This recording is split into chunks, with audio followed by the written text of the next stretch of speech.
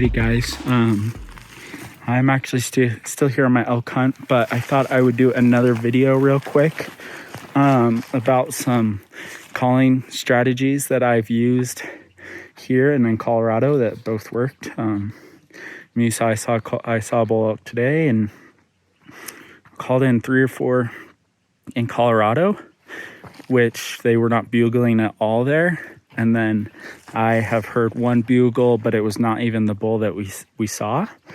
So to go over briefly, kind of the situation you'd use this strategy in is you're not hearing any bugles. If you are hearing bugles, it's very, very early in the morning.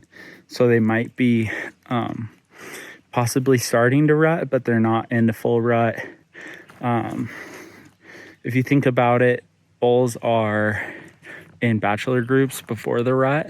So this strategy is to,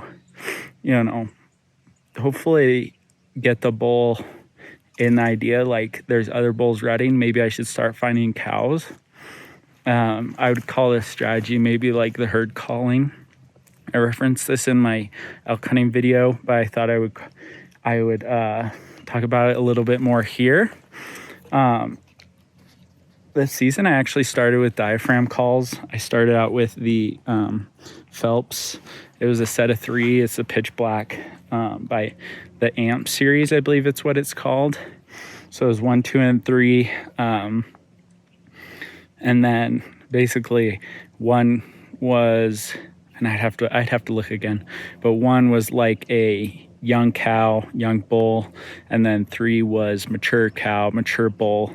I've used 3 because I can still get the high-pitched sound of like a lonely calf, and then a young bull, but also I can get down and do the young, or like a mature bull almost. And part of this strategy, I mean, like I said, you do a few cow calls, you bugle every about quarter mile. So it's kind of like if you're hunting in a populated area, it might be annoying for other hunters, but a lot of times if you're within about 100 yards of those elk and they're just in that deep timber, it'll get them moving. You can hear them cracking through the trees.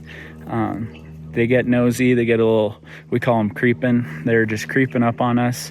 The bull that Nick shot ended up, it was just paralleling the hillside with us, 40 yards back. We just happened to turn around and see it through the trees, and then we had to, we made a play on that.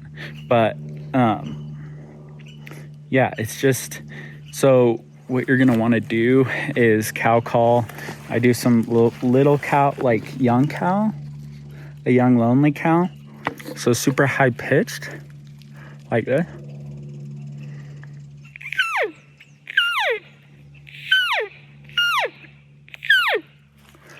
And then, with the bugle, I variate. So sometimes I'll do a mature bugle.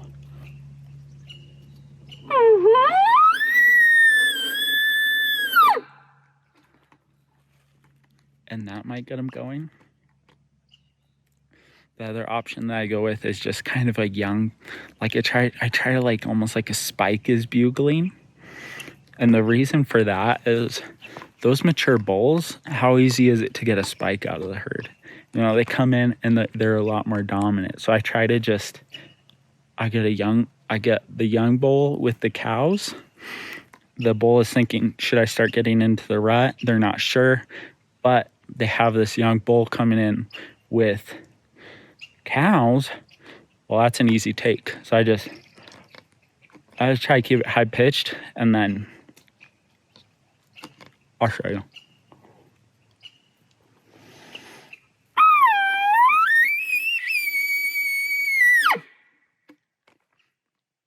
Not the best, but it did the work. So these are just some like cow tips that I've used and they've worked. So for those planning maybe next hunting season, we're already at the end of September. I don't know exactly when the rut was. It was such crazy weather, hot, then just cold and raining, and then now we're getting back into the, high 70s. So it's just been a tough time, I think, for a lot of hunters.